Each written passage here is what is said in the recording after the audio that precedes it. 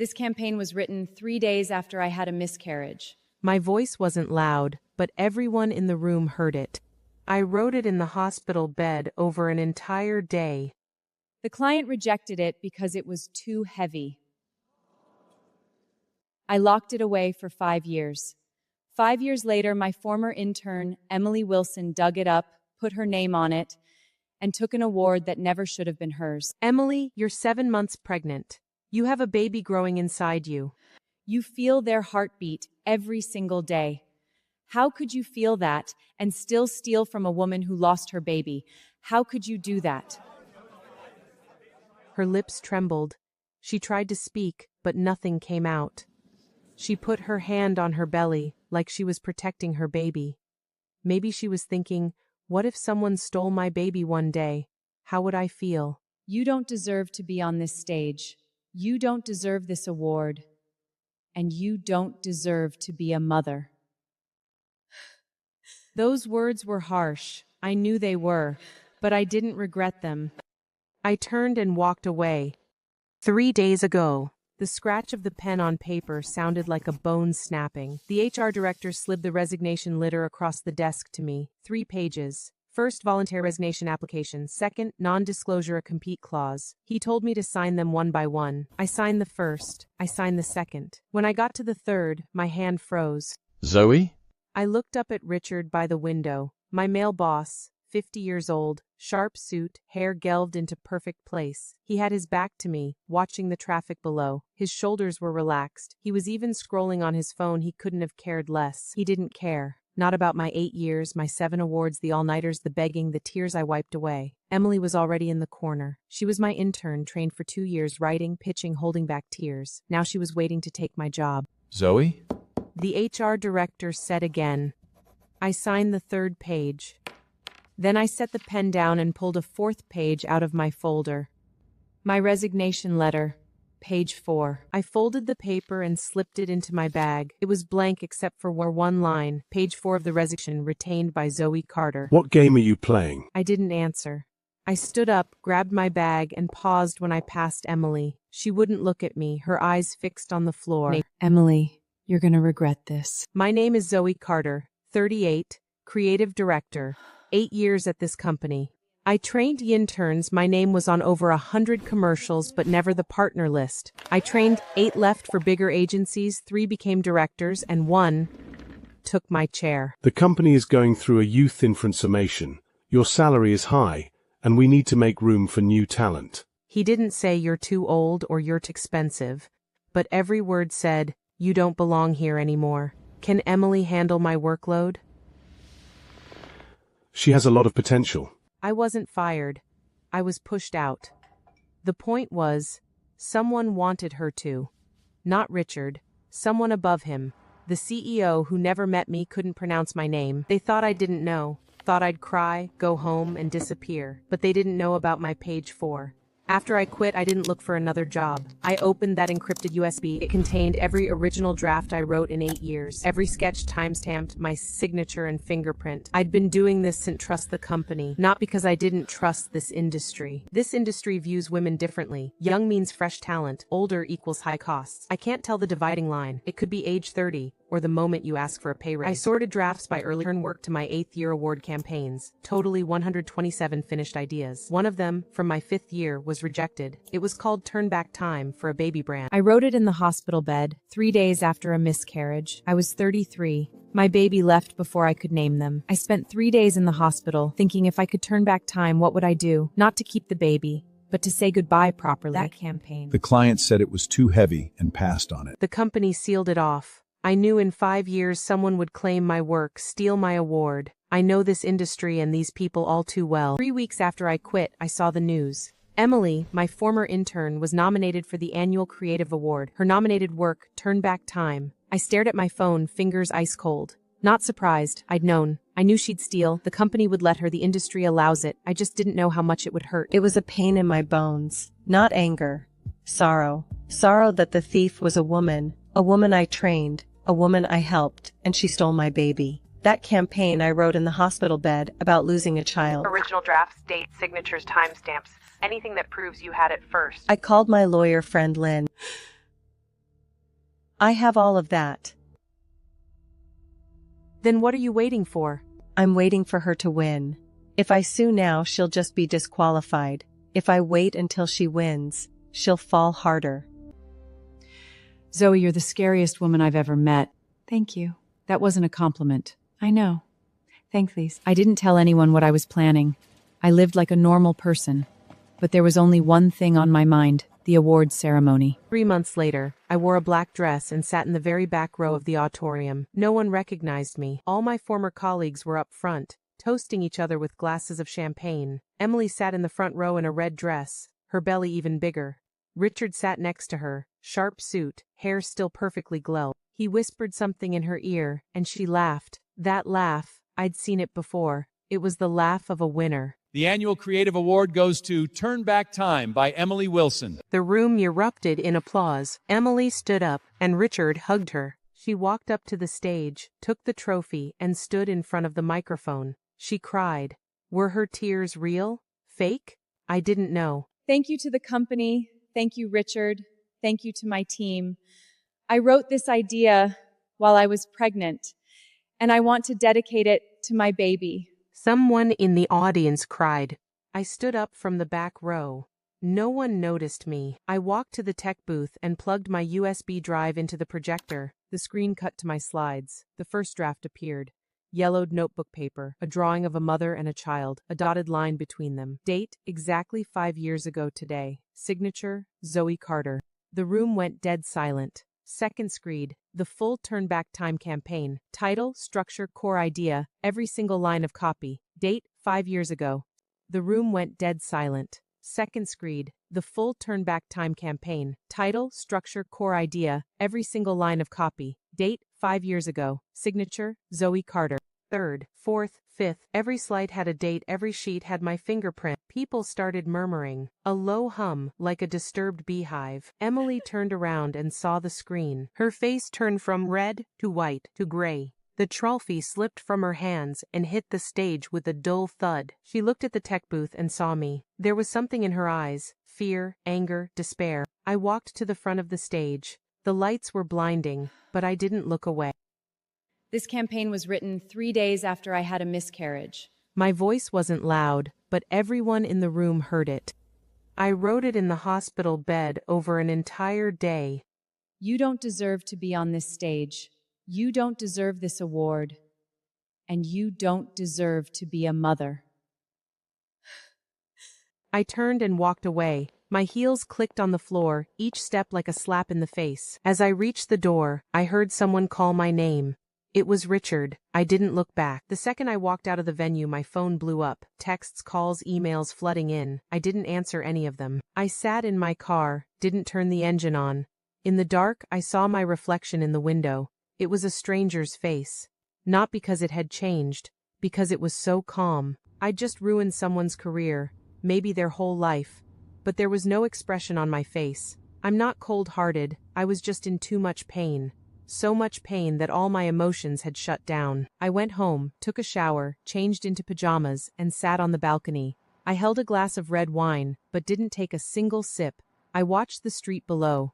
2 a.m. in Los Angeles. Yellow street lights. A car passing by every now and a pane. I thought about that night 5 years ago, in the hospital. The lights were the same yellow. I was alone. No husband, he'd left long before. No baby, they were gone too. Just me.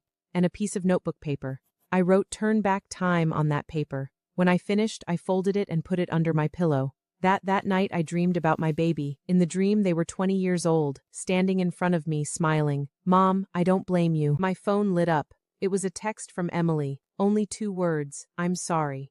I didn't reply. Sorry wasn't enough. It wasn't just an idea, it was my baby. She'd built her trophy out of my baby's bones. I flipped my phone face down on the table. The next day, the news exploded. Ad industry shaken. Creative director exposes former intern's plagiarism live at awards show. Headlines got more and more dramatic. My name was treading on social media. People were bashing Emily, bashing Richard, bashing the company. Some people were bashing me, saying I was too cruel, that I shouldn't have humiliated a pregnant woman in front of everyone, that she made a mistake. You don't have to ruin her life. The world always works like this. The person who gets hurt is supposed to be the bigger person. The person who hurts them is supposed to be forgiven. I don't forgive, not because I'm petty, but because some things, if you forgive them, you're betraying yourself. Zoe, the company wants to settle. What's their offer? $500,000, a public apology, restore your credit on the campaign. Not enough. What do you want? I want Richard fired. I want the company to release original drafts for all their award-winning work, and I want Emily banned from ever winning another industry award. Lynn was quiet for a second. First one's possible, second is hard. Third, you're trying to ruin her. She ruined 8 years of my life. I'm ruining one award for her. Is that too much? Lynn didn't argue anymore. She knew once I made up my mind, no one could change it. The company rejected my terms. They took the other route, PR spin. They released a public statement saying it was a misunderstanding, that Emily only borrowed the creative framework and did original work on top of it, and that the company would review internal processes. I opened social media and posted a single image. The company rejected my terms. They took the other route, PR spin. They released a public statement saying it was a misunderstanding, that Emily only borrowed the creative framework and did original work on top of it, and that the company would review internal processes.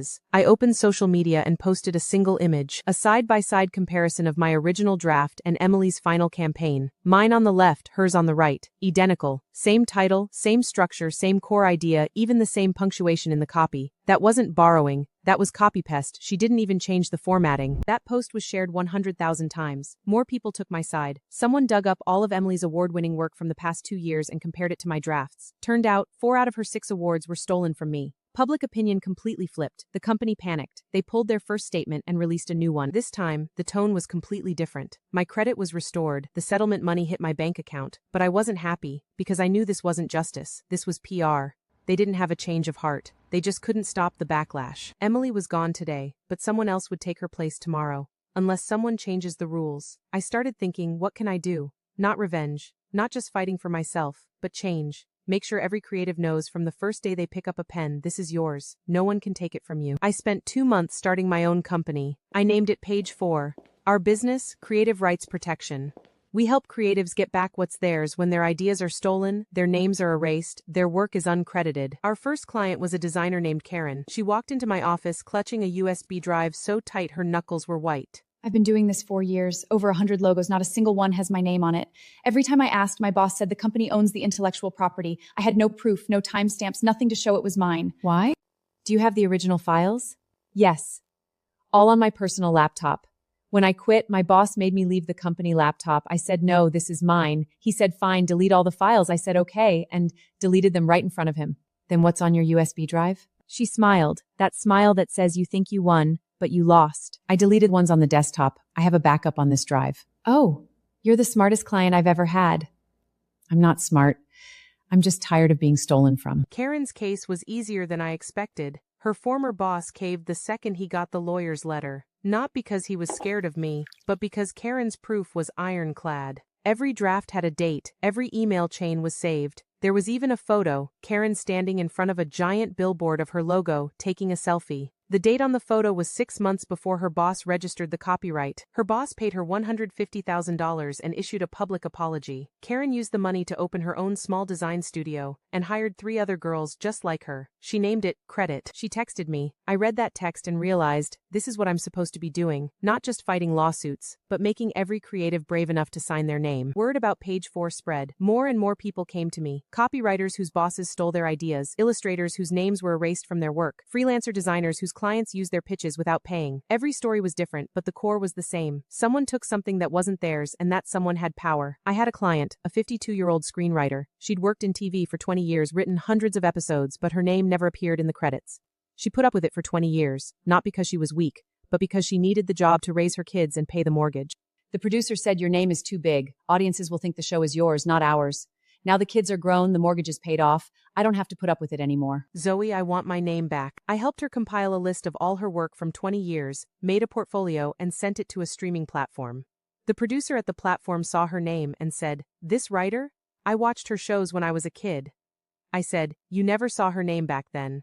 Now you can." The platform signed her to a 2-year exclusive deal. When her first show aired, the credits said written by Susan Reed. She called me and cried for 40 minutes. I listened and didn't say a word. Some tears are good. They wash away the pain. A retired teacher came to see me. She'd written a children's book. The publisher said it won't sell and only printed 500 copies. 3 years later, she found out the publisher had re-released her book with a different author's name and sold 30,000 copies. She went to the publisher to complain, and they said, "We own the copyright, there's nothing you can do." Tidri, when you signed the contract? No, I thought they wouldn't lie to me. I was so naive. I didn't call her naive. Because every creative has been naive. We all think if we just work hard and create good things, we'll be respected.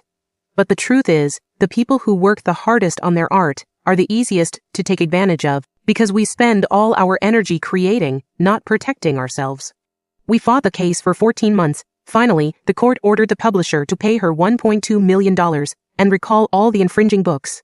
The day she received her compensation, she treated me to a meal. We dined at a quiet little corner cafe, spending under $50 in total. Zoe, I never fought for the money. I fought for my reputation. I spent 3 years penning that book. Every single word belongs to me. I couldn't bear seeing it claimed by others. Emily reached out again, this time in a package. No return address, no name, just a postmark from a city I'd never heard of. I opened the package. Inside was a USB drive. She was working at a small ad agency in a tiny town, doing local commercials for small businesses. No awards, no fame, but every single one was original. There was also a video on the drive. She was standing in a shabby office, a whiteboard behind her that said "Creativity is power." She'd lost a lot of weight, cut her hair short, was wearing a plain white button threen. She was holding a baby, about 5 or 6 months old. Zoe, I don't know if you'll ever forgive me, but I want you to know I've changed. Not because I suddenly have a conscience, but because becoming a mom taught me something. What you take from someone else, someone will take from you one day. I don't want my son to learn that. She held the baby up to the camera.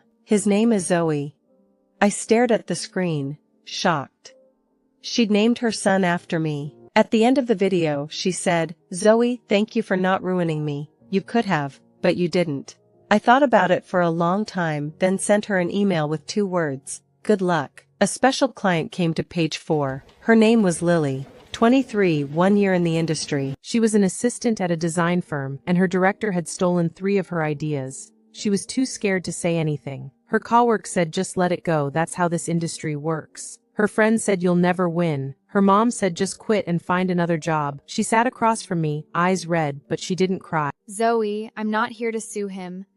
I'm here to learn how to protect myself. Protect yourself how? I want to know what to do, so no one can ever steal from me again. I took her to a workshop. It was our new program, Creative IED. We teach designers, copywriters, musicians, architects how to document their work, save their drafts, and leave timestamps from the very first idea. The workshop was 3 days, 30 people. Lily sat in the front row, filled an entire notebook with notes. After the workshop, she went back to work and called her director into a conference room. This is my draft. This is your final version. These are my timestamps. This is your submission date. Explain. Her director turned pale. He didn't explain. He quit. Her boss made her the new director, gave her a raise, and rewrote her contract to say, "Yeshalas of Yurtransid, the creator. Pintai make it real again." Lily posted on social media, "If you don't protect yourself, well, we've Modlarn medics these get us," and I screenshotted that post and saved it in a folder my phone called Reasons. Page 4 grew bigger and bigger. I hired lawyers, investigators, admin assistants, but I kept one rule. I take the first call from every single client because I need to hear their voices. Every "Hi, is this Zoe?" holds something. Fear, hesitation, hope. We get it and we're here to help. One call was from a man. He was a composer. A hit TV show had used his music without credit or payment. The show's music director, but his music wasn't any library. And he said, "My daughter is a musician and she deserves to be paid." "Why did you call me? Men don't usually call me." Because of my daughter. She's a creative, said Dad. If you let them get away with this, I'll never have the courage to stand up for myself. So I thought, if I don't stand up for her, who will? And then I realized, if I don't stand up for me, how can I ask her to stand? I took his case. We won. The production company paid him $800,000 and issued a public apology. The day he got the money, he sent me a check made out to Page 4 charity fund. He said, "Use this to help people who can't afford lawyers." I used that money to start Page 4's pro bono program. We provide free legal help to creatives who can't afford it. Our first pro bono client was a recent college grad. Her name was Madison, 22. A company had stolen her senior thesis project, turned it into a product, and was selling it online. She had no money for lawyers, no money for experts, just a laptop and a refusal to give up. I took her case myself. Not because it was complicated, but because I saw something familiar in her eyes. They were my eyes, when I was 22. Back then I thought the world was fair, that if you worked hard enough, you'd get the recognition you deserved. I learned that wasn't true. But I didn't want her to learn that yet. We won. The company paid her $300,000 and pulled all the in-phrasing products. She used the money to pay off her student loans and buy new equipment. She said, "Zoe, one day I want to be just like you, helping people." I said, "Don't be like me, be like you. That's more than enough." On page 4's one-year anniversary, a belated letter broke the silence. After he was fired, he'd gone to another ad agency as VP, but he only lasted 8-month issues. Now he's a consultant at a tiny firm making a third of what he used to. The letter said, "Zoe, you know what? You won. You ruined all of us. I didn't ruin you. You ruined yourselves." I put the letter back in the envelope and put it in my desk drawer. That drawer holds my drafts, Emily's USB drive, Karen's logo photo, Susan's scripts, the teacher's book, Lily's notes, Madison's thesis. That's my page 4. Not a piece of paper, a movement. People ask me why I named the company Page 4. I tell them resignation letters usually have 3 pages. First, voluntary resignation. Second, NDA. Third, non-compete. No one tells you there's a 4th page. The 4th page is the one you write yourself. It has your boundaries, your proof, your fight. The 4th page isn't for the company, it's for you. It reminds you you're not running away, you're choosing your battlefield. On the wall at page 4, we have 4 words written. Creativity belongs to the creator. Not creativity is priceless. Creativity belongs to the creator, because things that are priceless are the easiest to steal. Things that have an owner make people think twice before they take them. Another creator whose name was stolen found Zoe. Her name was Tasha, an architect. Thousands of people walked past this landmark every day, but no one knew she designed it. We sat in the office, and I asked her, Why didn't you speak up sooner? Because I'm a woman. In architecture, when a woman says, "I designed this," no one believes her. You know what? I gave a talk at an industry conference once, used my own design in my slides. Afterwards, someone came up to me and said, "Your husband designed this, right?" I'll help you. We fought the case for 8 months. They hired the best law firm, had a budget 100 times ours. I presented every single draft Tasha had written in 8 years, photos of her models, her design notes, every version history. Every single one had her signature. The judge ruled the male partner had committed fraud, ordered him to pay Tasha $3 million, and issue a public apology. The day Tasha got the verdict, she stood in front of that building and cried, "I designed this." As page 4 got more famous, the threats started coming. People bashed me online, sent anonymous emails saying, "Stop this or your company will burn." Someone found my address and put a threatening letter in my mailbox. I gave the letter to the police. The cop said, "Have you thought about moving?"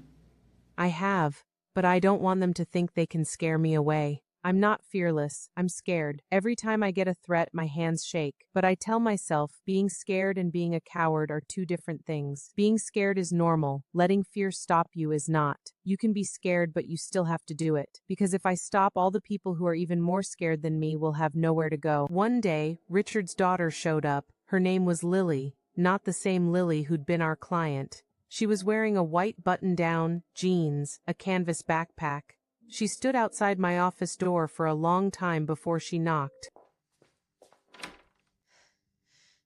Are you Zoe Carter? I'm Lily Mann, Richard's daughter. Yes. I was shocked. Richard's daughter? I'm not here because of my dad. I'm here for myself. I looked at her and thought of Richard, the man I'm sorry, who you told me, but your salaries is just too high. Your salary is too high. And his daughter didn't want to put up with it. The world is funny that way. I'm an assistant at a design firm. My director stole my work. I didn't dare tell my dad, because he'd tell me to just let it go. He says that's how this industry works. You just have to put up with it. But I don't want to put up with it. Do you have proof? Yes. The world is funny that way. The man who told Zoe your salary is too high, his daughter chose to stand with Zoe. A new battle was about to begin. Lily's case went smoothly. Her director settled, paid her, and apologized. After Lily got the money, she didn't buy a bag, didn't go on vacation. She saved it, she said. I'm going to use this to go to law school. I'm going to study intellectual property law. I want to be just like you. Lily, don't follow my path. Just be yourself. But if you ever find your true self and still want to walk my way, you can reach out. She smiled, a smile that said she knew exactly where she was going. I looked at her and thought of myself at 22. Back then I thought the world was fair. I learned it wasn't. But I didn't want her to learn that yet. Not because she's weak, but because she still has the strength to change it. Page 4's pro bono program grew bigger and bigger. I started traveling around the country, holding workshops to teach creatives how to protect themselves. The workshops are called Page 4, Your Creative ID. First stop, Los Angeles. 30 people, packed into a small conference room. On the last day of every workshop, I make them do one thing. Sign their name on every single piece of work they've ever made, not in pencil, in permanent marker, not in the tiny corner, somewhere visible, not small, big. First, Boston, 20 people in a small room. Second, New York, 40 people crammed into an art gallery. Third, Chicago, 50 people sitting on the floor of a community center. I stood on stage and looked at all those faces. 40-year-old senior designers, 60-year-old grandmothers who started painting after retirement. Every single one of them had the same look in their eyes, that light that says, I don't have to be scared anymore.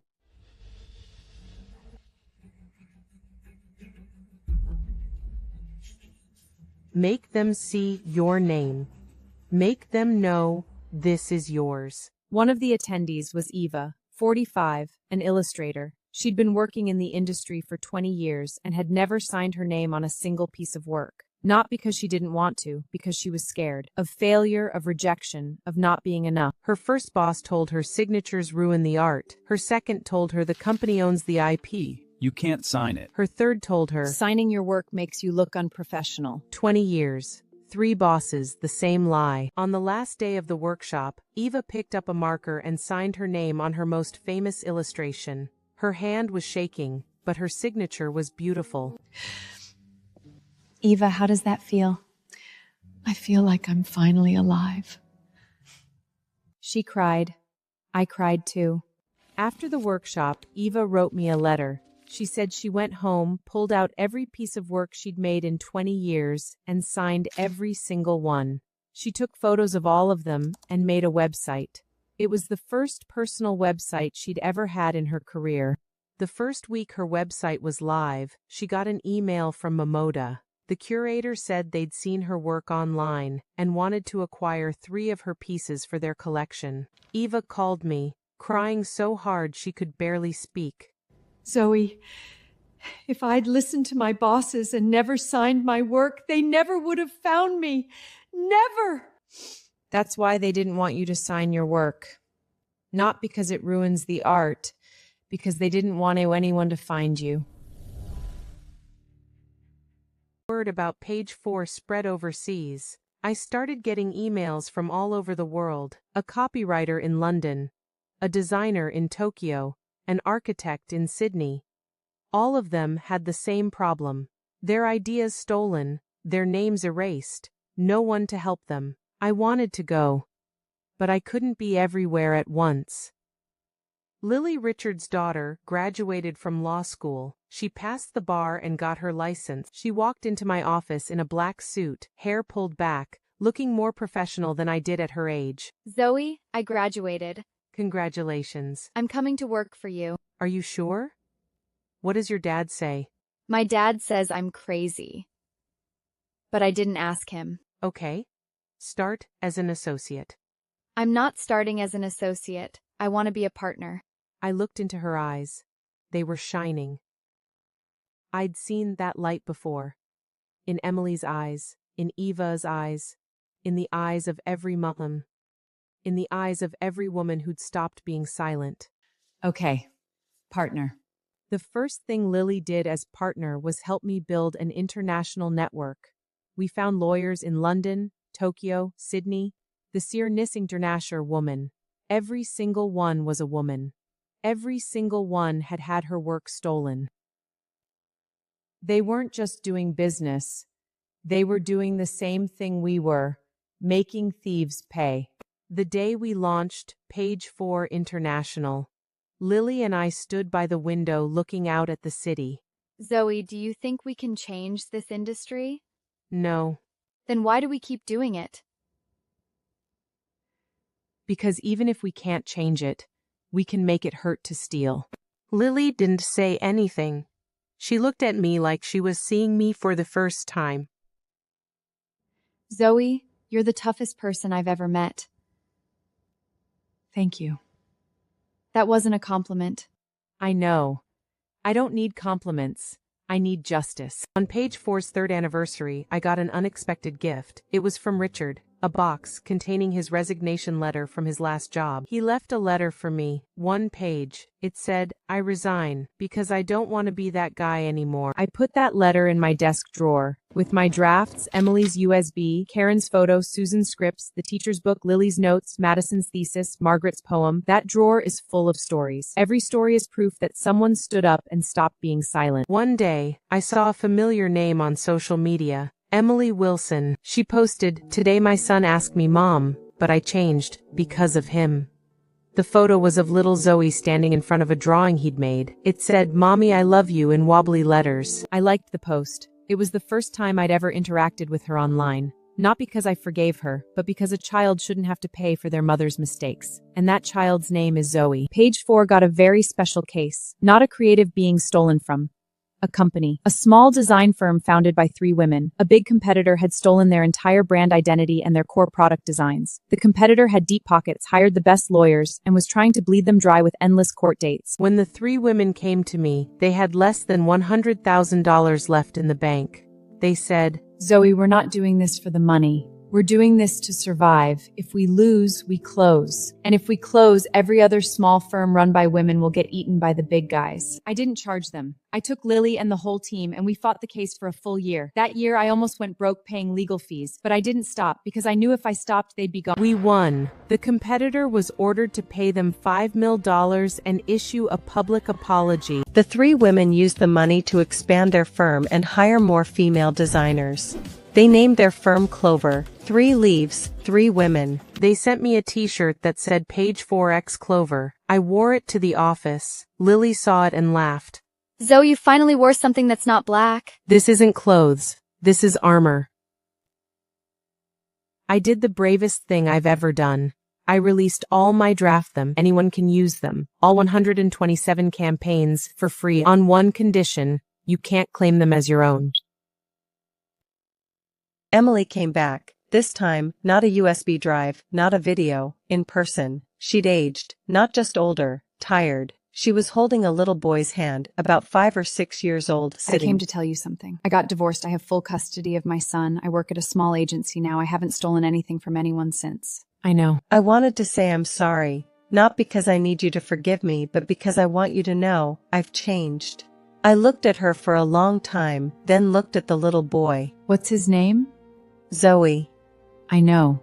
What's his full name? I never forgave Emily, not because I wouldn't, but because some things don't need forgiveness. Zoe Carter Wilson. I was shocked. She'd given him my last name as his middle name. Because I want him to remember, his mom made mistakes, but she changed. And the reason she changed was a woman named Zoe Carter. It happened. It's over. It left a scar. Scars don't go away. But they stop hurting. I looked at the little boy. He looked up at me and smiled. Lily took on a really tough case. Her client was a 70-year-old woman named Margaret. I've written poetry my whole life, never published any of it. Last year my neighbor borrowed my notebooks, then published a book full of my poems. He changed the titles, swapped a few words, but the poems were exactly the same.